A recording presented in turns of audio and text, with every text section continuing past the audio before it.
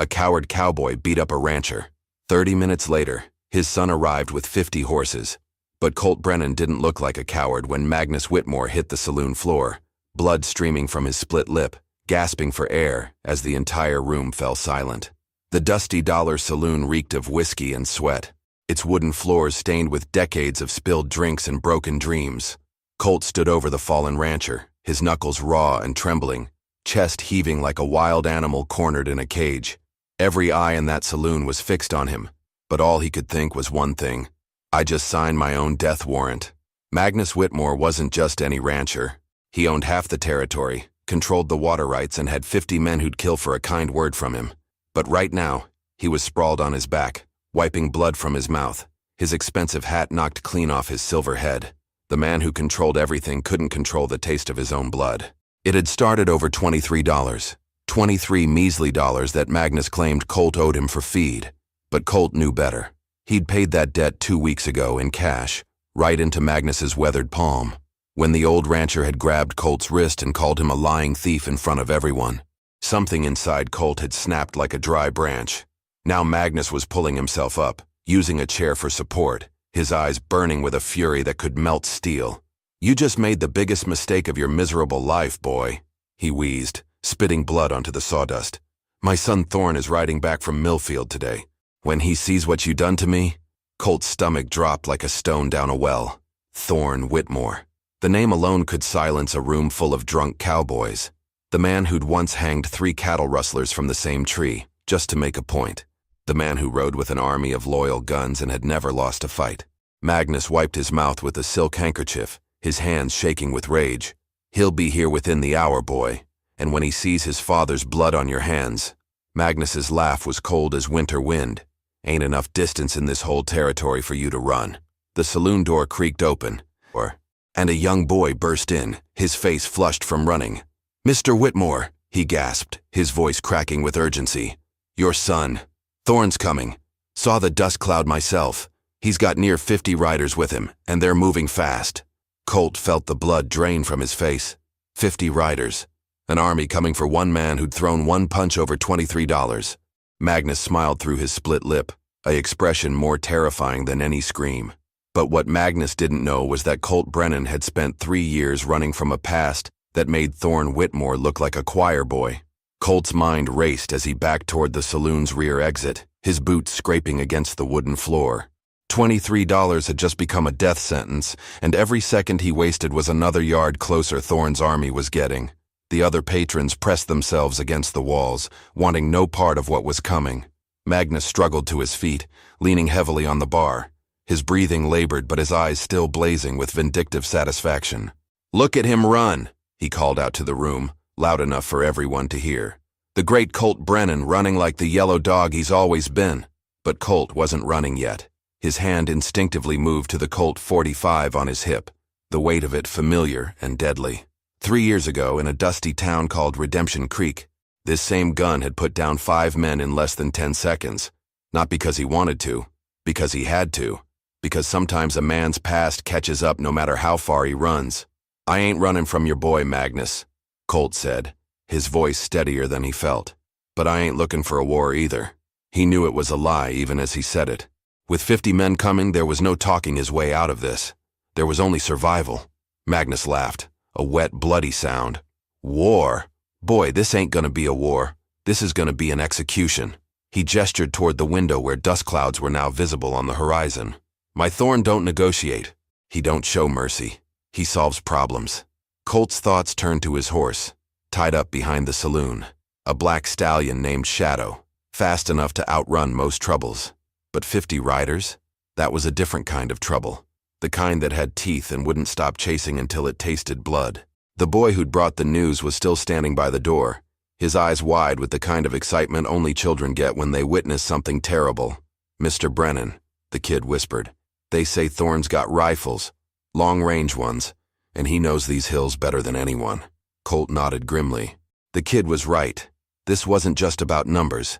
This was about being hunted on Thorn's own territory, by a man who'd been riding these trails since before Colt had learned to shoot. Every ridge, every canyon, every hiding spot, Thorn would know them all. Through the window, Colt could now make out individual riders in the approaching dust cloud. They were moving in formation like soldiers, not like cowboys. These weren't ranch hands coming to break up a fight. These were executioners coming to deliver justice. Magnus pushed himself away from the bar, straightening his vest despite the blood staining his white shirt. You know what the funny thing is? Brennan? If you'd just apologized like a man, admitted you owed the money, this all could have been settled peaceful. His smile was cruel. But you had to swing like some kind of hero. Colt's jaw tightened. The truth was, he'd paid that money. He had the receipt in his pocket to prove it. But Magnus had torn it up when Colt tried to show it, claimed it was forged. In a town where Magnus owned the bank, the sheriff, and half the businesses, a torn receipt meant nothing. The thunder of approaching hoofbeats was getting louder now, echoing off the canyon walls that surrounded the small settlement. 50 horses sounded like an avalanche, unstoppable and deadly. Colt counted the seconds, maybe 10 minutes before they arrived. But as Colt reached for the back door, Magnus called out something that made his blood turn to ice. Oh, and Brennan? My boy knows all about Redemption Creek. He knows exactly who you really are. Redemption Creek. The name hit Colt like a punch to the gut, harder than any blow Magnus could have landed. His hand froze on the door handle, his entire body going rigid as memories he'd buried deep came clawing back to the surface. Magnus's bloody smile widened when he saw Colt's reaction. That's right, boy. You thought you could just change your name, grow out that beard, and nobody would remember. Thorne's been tracking wanted men for years. He knows all about the Hartwell gang. He knows what you did to Sheriff Coleman and his deputies. Colt's throat went dry. The Hartwell gang, a name he hadn't heard spoken aloud in 3 years. A name that belonged to a different man, a different life. A life where he'd ridden with killers and thieves, where he'd done things that still woke him up screaming in the middle of the night. I ain't that man anymore, Colt said, but even he could hear how hollow the words sounded. The past didn't care what kind of man you tried to become. It just kept coming, like a bloodhound with your scent. Magnus laughed again, wiping more blood from his lip. Tell that to Coleman's widow. Tell that to his 3 kids who still ask when Daddy's coming home. He gestured toward the window where the riders were now close enough to see individual faces. My boy Thorne, he don't believe in redemption. He believes in justice. Colt forced himself to breathe, to think. The back door was still an option, but barely. Shadow was fast, but 50 rifles could cut down the fastest horse in the territory. His mind raced through possibilities, escape routes, anything that might keep him alive for another hour. The saloon patrons were pressed against the walls now, sensing that whatever was coming was bigger than a simple ranch dispute. One of them, an old-timer named Pete, caught Colt's eye and nodded toward the window. They got you surrounded, son, he whispered. Riders coming from the North Canyon, too. Colt's heart sank. Thorne wasn't just coming to kill him. He was coming to make sure he couldn't escape. This wasn't justice. This was extermination. Through the front window, Colt could now see the lead rider clearly. Thorne Whitmore sat his horse like he was born in the saddle, his long coat flowing behind him, his face set in an expression of cold determination.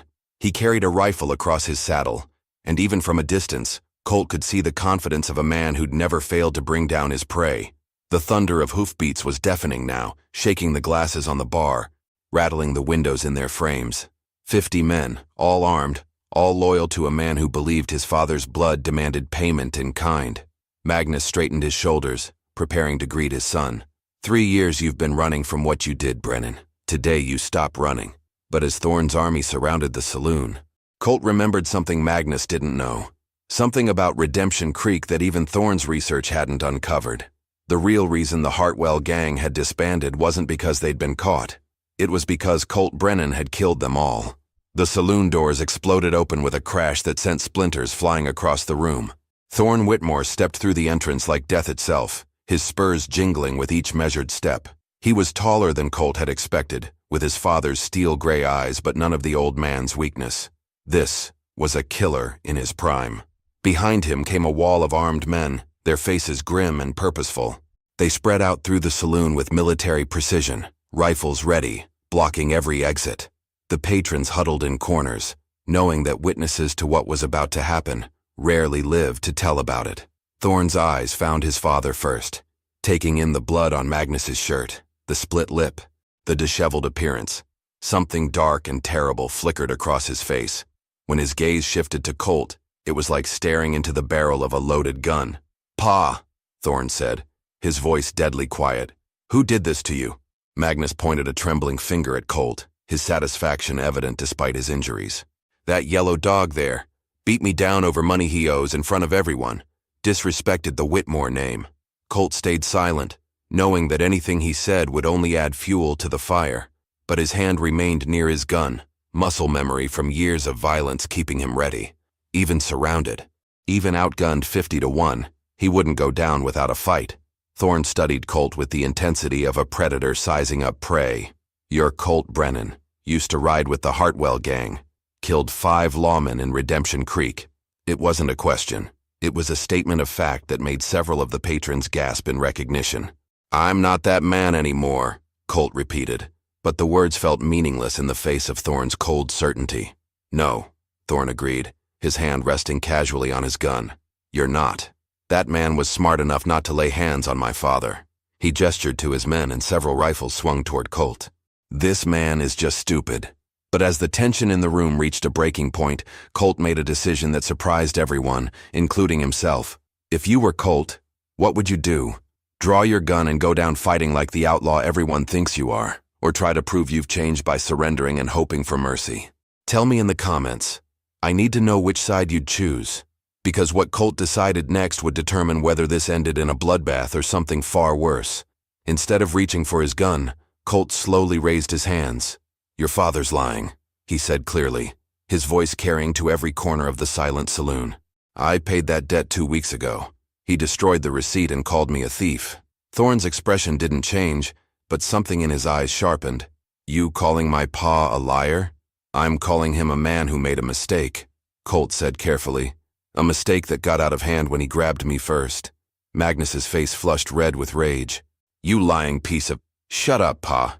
Thorne's command cut through his father's protest like a blade.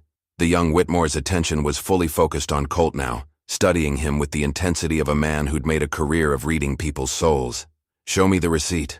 Colt slowly reached into his vest pocket, aware that 20 guns were tracking his every movement. His fingers found the torn pieces of paper that Magnus had shredded, the fragments that still bore the bank's stamp and his signature. But as he pulled out the pieces, Magnus lunged forward with a desperate cry. "He's going for his gun!" In that instant, 20 rifles swung toward Colt, hammers clicking back in a deadly symphony. But Thorne held up one hand, stopping his men just short of firing. "Nobody moves," Thorne commanded, his voice carrying absolute authority. "Nobody breathes. Not until I see what's in his hand." Colt's hand emerged from his vest holding the torn fragments of the receipt, the pieces fluttering slightly in his trembling fingers. The silence in the saloon was so complete that the sound of paper rustling seemed loud as gunshots. 20 rifles remained trained on him, but Thorne's raised hand kept his men from firing. Thorne stepped closer, his boots echoing on the wooden floor. "Set them on the bar." Slowly. Colt moved with deliberate care, placing the torn pieces on the stained wood surface. Thorne approached, never taking his eyes off Colt, and began examining the fragments. His weathered fingers moved the pieces around like puzzle pieces, reassembling the receipt with practiced precision. Magnus watched his son with growing unease, sweat beading on his forehead despite the cool air. "Son, don't let him fool you with some forged—" "I said shut up, Pa." Thorne's voice carried a warning that made the old rancher step back. The young Whitmore continued studying the receipt, his expression unreadable. After what felt like an eternity, he looked up at his father. "This is from the First National Bank. Yesterday's date stamp. Your signature acknowledging payment in full." Thorne's voice was deadly quiet. $23 for feed, as stated. The blood drained from Magnus's face. That ain't possible. He never paid." "You took his money, Pa." Thorne's words cut through the saloon like a whip crack. "You took his money? Then you tried to take it again. And when he called you on it, you grabbed him first." Magnus stumbled backward, his mouth opening and closing like a fish gasping for air. I forgot. The doctor said my memory ain't what it used to be since the fall. Your memory was fine enough to call him a lying thief in front of half the town." Thorne's disappointment was more terrifying than his anger had been. Fine enough to demand payment twice for the same debt. Colt remained perfectly still, hardly daring to breathe as father and son faced off. The other patrons watched in stunned silence as the most powerful family in the territory tore itself apart over $23 and a lie.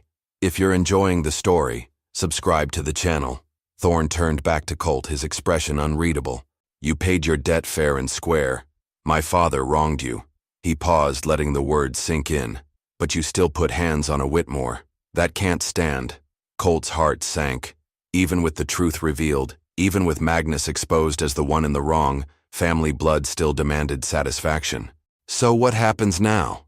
Thorne was quiet for a long moment, his eyes moving between his humiliated father and the man who'd defended himself against false accusations. When he finally spoke, his words surprised everyone in the room. Now you ride out of here, right now, and you never come back to Whitmore territory. Magnus exploded in outrage. What? After what he did to me? After he humiliated our family name?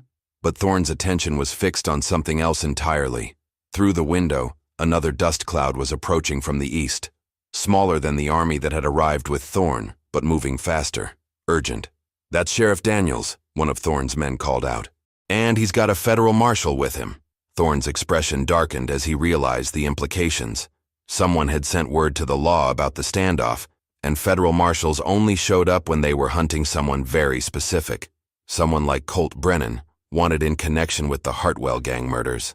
The federal marshal who stepped through the saloon doors wore a badge that caught the light like a warning.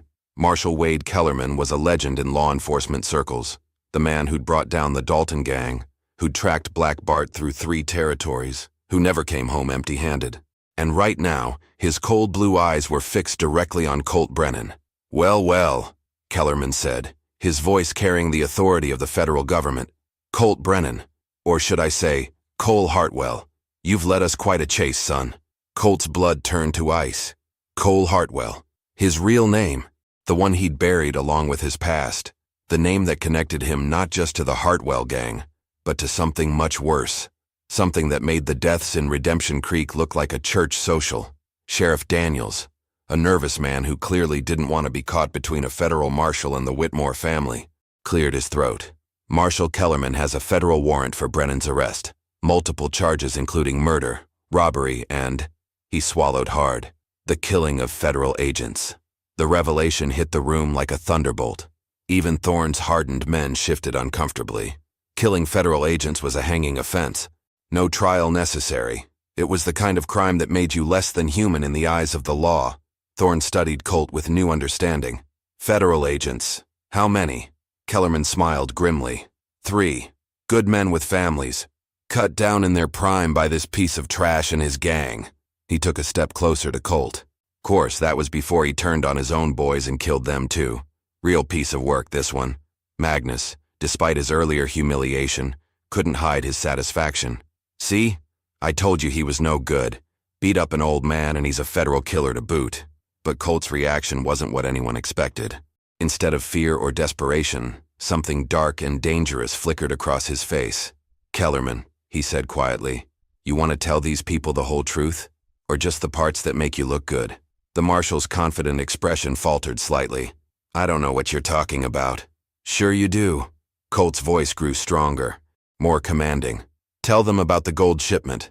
Tell them about the 3 federal agents who were supposed to protect it. Tell them how you were the only lawman who knew the exact route and timing. Kellerman's hand moved instinctively toward his gun. You're talking nonsense. Am I? Colt took a step forward, ignoring the rifle still pointed at him. Tell them how you set up that ambush. How you promised the Hartwell gang safe passage in exchange for a cut of the gold. How you betrayed your own men for money. The silence in the saloon was deafening. Even Thorne was listening intently now, his tactical mind processing the implications of what he was hearing. Kellerman's facade was cracking. Nobody's going to believe the word of a wanted killer over a federal marshal. Maybe not, Colt agreed. But they might believe this. He reached slowly into his other vest pocket, producing a small leather journal. Funny thing about corrupt lawmen, they always keep records. Insurance, you might say. Kellerman went pale. Where did you get that? Off your partner's body, Agent Morrison. Remember him? The one you shot in the back when he figured out what you were doing? Colt held up the journal. He wrote down everything, Kellerman. Every detail of your arrangement with the gang. Every betrayal. Thorne reached for the journal. Let me see that. But Kellerman was faster, his gun clearing leather with practiced speed. Nobody's reading anything. Brennan dies here and now, and that journal burns with him. 20 rifles swung toward the marshal, but his gun was already trained on Colt's chest. Back off, Whitmore. This is federal business. Thorne's voice was deadly calm. Marshal, you're outnumbered 50-1. Lower your weapon. I've got nothing left to lose, Kellerman snarled. That journal gets out, I'm a dead man anyway. But as the standoff reached its breaking point, Colt did something that stunned everyone in the room. He tossed the journal directly to Thorne and dove sideways, drawing his own gun in one fluid motion. The saloon exploded in gunfire, but in the chaos and smoke, only one thing was certain. The truth about Redemption Creek was finally going to come out. When the gun smoke cleared, Marshal Kellerman lay crumpled on the floor, his weapon still smoking in his dead hand. Colt stood over him, his Colt .45 extended, a thin wisp of smoke curling from the barrel. The entire exchange had lasted less than 3 seconds, but it felt like an eternity. Thorne held Agent Morrison's journal in his hands, his eyes scanning the pages with growing understanding. The scratchy handwriting detailed everything: meetings between Kellerman and the Hartwell gang, planned ambush locations, even the marshal's personal cut of the stolen gold. Son of a bitch, Thorne muttered, looking up at Colt with something approaching respect. You weren't the killer. You were the one trying to stop it. Colt holstered his gun, his hand trembling slightly from adrenaline. Morrison was my friend. We'd served together in the war. When he figured out what Kellerman was planning, he came to me, asked me to help him expose the truth. Sheriff Daniels, who had been cowering behind an overturned table, slowly stood up. But the reports said you killed federal agents. I killed the Hartwell gang, Colt confirmed. All of them, but only after they murdered Morrison and the other 2 agents on Kellerman's orders.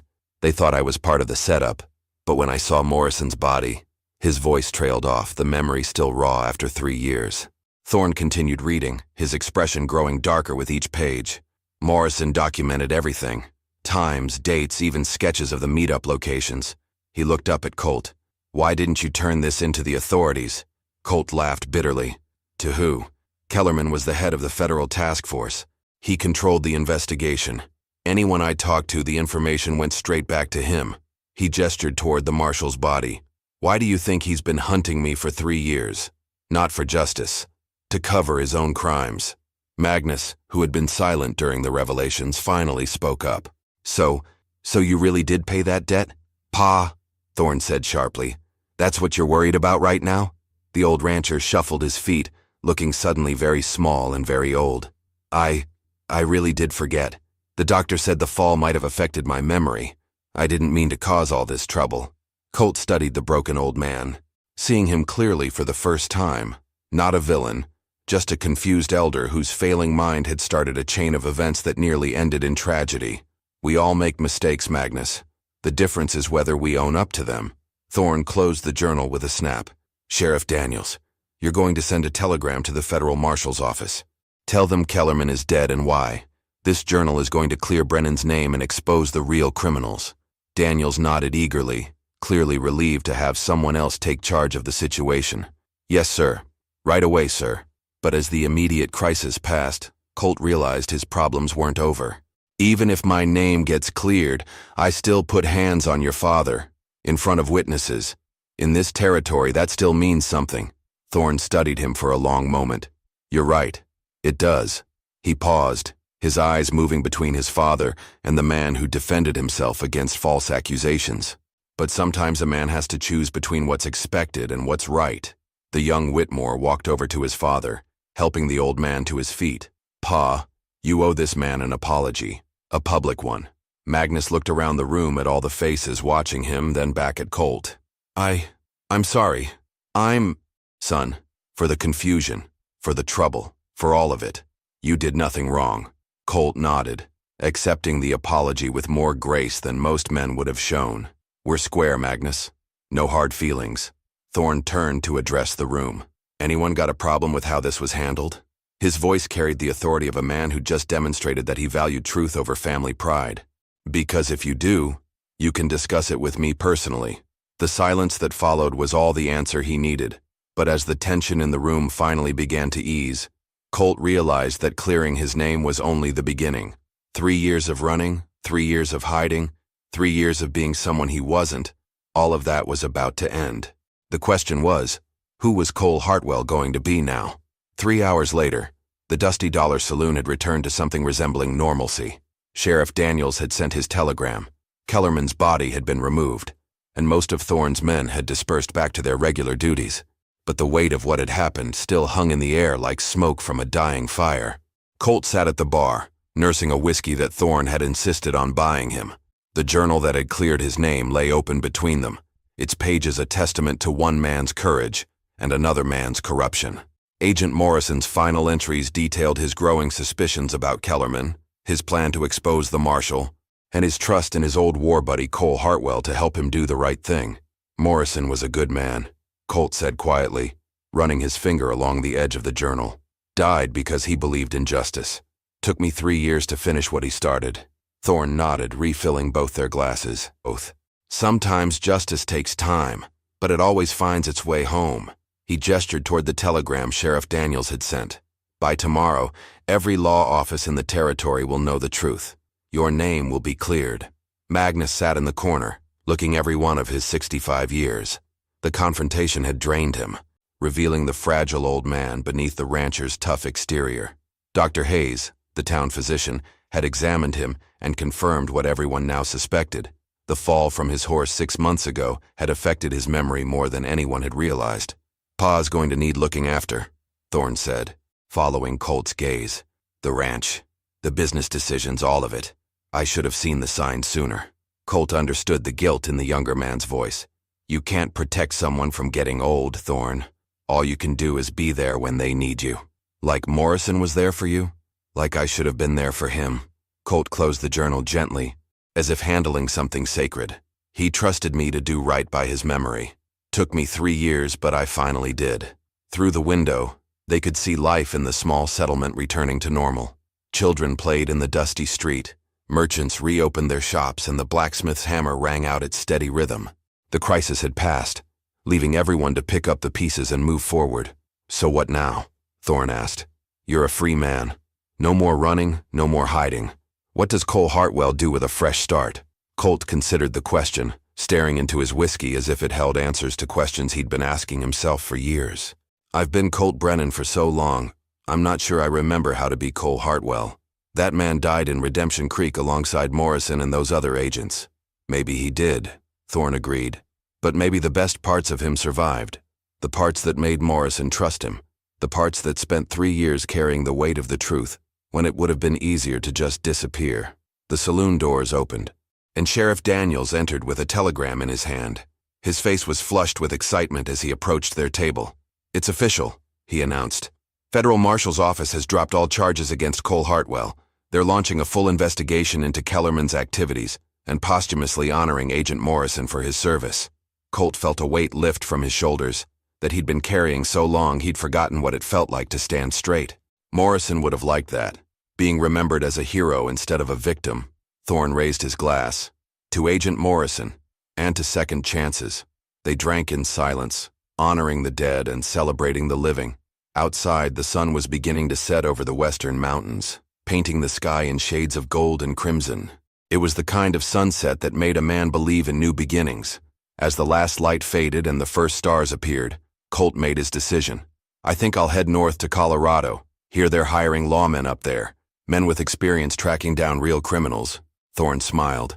From outlaw to lawman. Morrison would have found that amusing. Maybe he would have. Colt stood, leaving money on the bar for his drinks. But I think he would have understood. Sometimes a man has to become what the world needs him to be. As Colt walked toward the door, Magnus called out to him. Son, thank you for not killing my boy when you could have. For showing him that sometimes mercy is stronger than pride. Colt nodded to the old rancher, then to Thorne. Take care of your father. And remember, the truth always finds its way home, even when it takes 3 years to get there. He stepped out into the cool night air, where Shadow waited patiently at the hitching post. For the first time in years, Cole Hartwell was exactly where he belonged, not running from his past, but riding toward his future. The coward cowboy who had beaten up a rancher was gone. In his place stood a man who had chosen truth over safety, justice over convenience, and redemption over revenge. And tomorrow, He would ride north toward whatever destiny awaited him, carrying Agent Morrison's journal as a reminder that some things are worth fighting for, no matter how long it takes. If you enjoyed the story, consider sending a super chat to help bring more stories like this. Now click on the video on the screen to hear a story even better than this one, with twists so powerful they'll change how you see justice forever. Click on the video now.